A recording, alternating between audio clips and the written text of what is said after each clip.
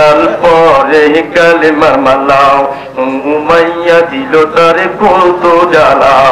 চাবুকের আঘাতে রক্ত ঝরে, চাবুকের আঘাতে রক্ত ঝরে, তবু ভুলে না ইল্লাল্লাহ, লা ইলাহা ইল্লাল্লাহ, লা ইলাহা ইল্লাল্লাহ, লা ইলাহা ইল্লাল্লাহ, লা ইলাহা ইল্লাল্লাহ মুহাম্মাদুর রাসূলুল্লাহ।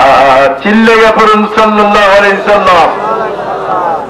বলতেছিলাম যে হিন্দুদের সবচেয়ে বড় দেবতা শ্রী শ্রী দুর্গা, আর ওই শ্রী শ্রী দুর্গার হলো স্বরাষ্ট্রমন্ত্রী মাতি, ঠিক কিনা?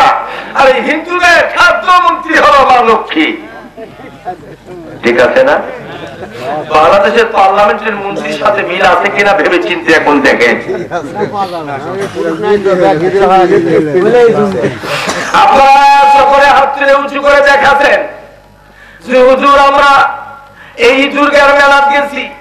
এবার আল্লাহ রাব্বুল আলামিন কোরআনুল কারীমের ভিতরে বলেন, ওয়া মা তা'বুদুনা মিন দুনিল্লাহ হাসাবু জাহান্নাম ওয়া আনতুম লাহা ওয়ারিদুন। যারা মূর্তি তৈরি করলো, দুর্গা বানাইলো, কালী বানাইলো, লক্ষ্মী বানাইলো, সেই মূর্তির মেলাতে যে মুসলমান যোগদান করলো, আনতুম লাহা ওয়ারিদুন, উভয় দলকে সরাসরি জাহান্নামে পাঠানো হবে।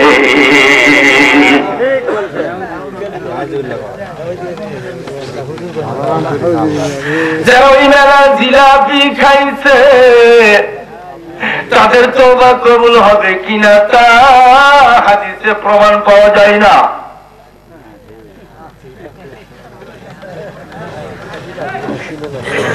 খারাপ লাগে? ওয়াজ যদি একটা পর্যন্ত চলে থাকবেন? হাত উঁচু করেন।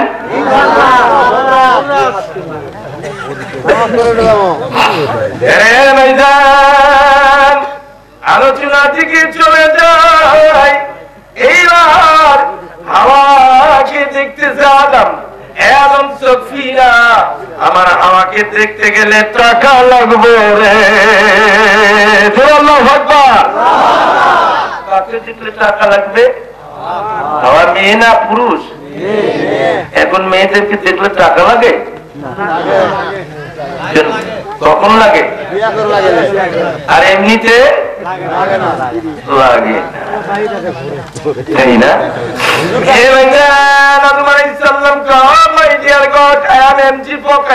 আমার পকেটে তো টাকা নাই, টাকা যখন নাই হাওয়া পাবি না। জোরে জোরে পড়ুন ইন্নালিল্লাহ। বিপদ না এটা? ওখানে হাওয়া কি চায়? হাওয়া কি চায়? হাওয়া চায়। আল্লাহ মনের গতিবিধির উপর লক্ষ্য করে বলেন, আমার টাকা নাই, জান্নাত হওয়ার জন্য দিয়ে দিলাম। সুবহানাল্লাহ বলে। আল্লাহ কই জান্নাত তোর বাপকে, জান্নাত তোর বাবার একাই। এবার হতচকিত হয়ে গেছে, মারা হয়ে গেছে। আজিমের দিকে মুখ করে বলে, আল্লাহ এইবার তুমি হাওয়াকে দিবে কি দিবে না? দাঁড়াও, ফরজ সুবহানাল্লাহ। দাবি সূচক কথা দিতেই হবে। কেন দিবেন না? সঙ্গে সঙ্গে যে নাম মিম করে লেখা, ওই মিম করে নামটা ধরে যখন তরবার দুরূদ পড়লেন, আল্লাহ কয়ার পড়া লাগবো না, হাওয়াকে তো জনম জনম দেওয়ার জন্য আমি আল্লাহ ওয়াদা করলাম।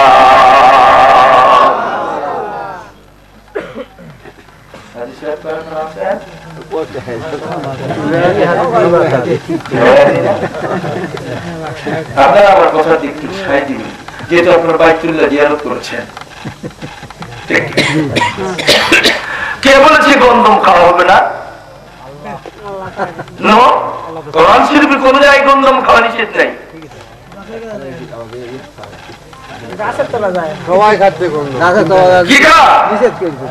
খেলে নিষেধ করছে কেন? গন্ধমে ঋতুস্রাব হবে, পায়খানা পেশাব হবে। জান্নাতের ভিতরে তো পায়খানা পেশাবের জায়গা নয়। অনেক বক্তা বলে, বুঝছেন, আমার মেজাজটা গরম হয়ে যায়। আমি এক সময় এক জায়গায় কওমি মাসায় মাহফিল করতে গেলাম, তো আমি বলতেছিলাম, নবী কত বছর বয়সে নবুয়ত পাইছে? তো করছে যে হুজুর 40 বছর বয়সে। বললাম নো, 40 বছর বয়সে যদি নবী নবুয়ত পায়, তাহলে সেই নবীকে আওয়ালে নবী কেন বলেন? 40 বছর বয়সে গারে সুর গারে হেরা, যেখানে যে পাহাড় নাম হলো জাবালে নূর, সেই জায়গাতে নবীজিকে কোরআন উপহার দিয়েছে, নবুয়তই নাই। কালি ইয়া রাসূলুল্লাহ মাতা জাবাদলাকান নবুয়ত, সাহাবীরা বলছে কালি ইয়া রাসূলুল্লাহ মাতা জাবাদলাকান নবুয়ত, আপনি কি 40 বছর বয়সে নবুয়ত পাচ্ছেন? আমার রাসূল বলেন ক্বালা ওয়াদামু বাইনা রূহি ওয়াল জাসাদ, আদম, এই সাহাবী শোনো, আদম আলাইহিস সালামের ভিতরে রূহ ফুৎকার করার বহু পূর্বে তোমার নবীকে আল্লাহ নবুয়ত দান করেছে। বলে সুবহানাল্লাহ। সেই নবীর নাম ধরে হাওয়া পাইল, কিন্তু একটা কথা বলেছিল, গাছের কাছে যাইও না, বড় ঘটনা আমি যাচ্ছি না, গন্ধম খাইল, ঋতুস্রাব হলো, পেশাব পায়খানা শুরু হবে। এর আগে বললো আল্লাহ, যাও হাওয়াকে জেদ্দায় নেমে দিয়ে আসো, আর আদম আলাইহিস সালামকে নেমে দেয় সরঞ্জিপে। এর ডিস্টেন্স হলো 4500 কিলোমিটার। জোরে বলেন সুবহানাল্লাহ। এই 4500 কিলোমিটার জায়গায় পড়ে আদম বসে বসে কান্দে, আল্লাহ রে আর কতদিন কাঁদাইবা। আদম খানা ছেড়ে দিলেন, 300 বছরের ঊর্ধ্বের কথা, কোনদিন খানা খাইল না, চোখের পানি যে জায়গায় জমা হয়েছে তাফসীরে জারির ভিতরে, তাফসীরে মাদানির ভিতরে আছে, আদম আলাইহিস সালামের চোখের পানি দ্বারা যে জায়গায় জমা হয়েছে, সেই জায়গায় 3.5 মাইল চোখের পানির সাগর হয়ে গেছে। আপনি কয়দিন কাঁদছেন? কয়দিন?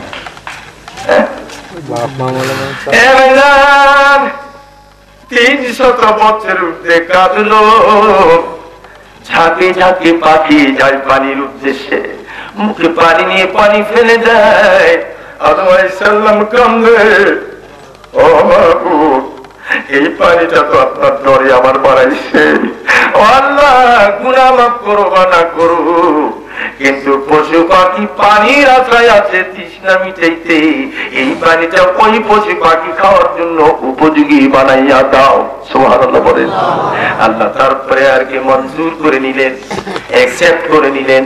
নেওয়ার পরে পানিতে যাকে যাকে পাখি পরে পানি যখন খায়, আদম আলাইহিস সালাম ওই জায়গা থেকে উঠতে চায়, উঠতে পারে না, শরীর দুর্বল হয়ে গেছে। আদম আলাইহিস সালাম অনেক কষ্ট করে আল্লাহর উপর তাকওয়া ভয় করে যখন তিনি দাঁড়ালেন, কদম ফেলতে পারে না, পা ফেলতে পারে না। যখন এক পা দুপা করে পা ফলায়, আল্লাহ ডাকে বলে, না জমিন তোর অংশ নিয়ে আমার আদম তৈরি রে, আমার আদম কেঁদে কেঁদে চার হয়ে শরীর বিষ হয়ে গেছে, দুর্বল হয়ে গেছে রে, হাঁটতে পারবে না। আমার আদম যখন কদম ফেলবে, জমি তুই ছোট হইয়া যাও। মাত্র 10 ধাপে যে জায়গায় পৌঁছিলেন, এই জায়গায় মক্কার এলাকা। আমি আসতেছি সে এলাকাটা কি। যখন ওই এলাকায় পৌঁছে গেলাম, দূর থেকে দেখলাম লাগিয়েছি একজন মহিলা দৌড়াই। এবারে আদম আলাইহিস সালাম মনে মনে চিন্তা করলেন, দুনিয়াতে তো কোনো মানুষ আমি আর হওয়া নাই, যেই মহিলাটা আসতেছে এই মহিলা আমার অবশ্যই প্রাণ প্রিয় সহধর্মিণী হাওয়া। সুবহানাল্লাহ বলেন। উনিও যায়, ইনিও যায়, দুজন দুজনকে চিনতে পেরে যখন বুকে চাপড়ে ধরেছে যে জায়গায়, সেই জায়গার নাম হলো আরাফাতের ময়দান। আল্লাহু আকবার বলেন। নামটা কি? এখন সেই হাওয়া নাম আছে না নাই? জড়বলের আছে না নাই? কিন্তু সেই হওয়ার ইচ্ছা শুধু আল্লাহর প্রেমের গান গাওয়া, আর এখনকার হওয়া বেশি বেশি খাওয়া আর বিয়া বাড়ি যায় ঠমক চিয়া করে নাচ গান গাওয়া, এই তো হওয়া, ঠিক না? এরা হওয়ার খাওয়া নাই, এরা হওয়া খালি কি করবে জানেন? এই বিউটি পার্লারে যে এই চোখের বুড়ি পাঠে বাচ্চাও লাগতে মারে বাড়ি ফেলে দেওয়া দরকার। এখনকার হওয়া এই যে যাকে লিপস্টিক বলে, আচ্ছা বলুন তো, যে মহিলা যখন লিপস্টিক মেখে রাস্তায় নামে, মুখ মুছে যখন লেফট রাইট করে, তাকে দেখবেন বন্দরের কথা আল্লাহ কালো, ঠিক অবিকল বন্দরের কথার মতন মুখটা লাগে না? জরবারে লাগে কিনা? একটা কোন জায়গায় সূরা রাখে, সূরা লেবাননের ভিতরে ওয়াল্লাযী ইউসাউবিরুকুম ফিল আরহামি কাইফা ইয়াশা, আল্লাহ বলছেন আমার রূপ লাবণ্যের উপরে মানুষ তৈরি করা রূপ লাবণ্য দিয়ে পরপুরুষের দৃষ্টিগোচর করবে, আকর্ষণ করবে। এই মহিলা মারা যাওয়ার পরে সবাই সরে আসলে তার পুরা বডিটা শুকরের আকৃতি বানাই দেওয়া হবে। নাউজুবিল্লাহ, তো আপনি কিনে দেন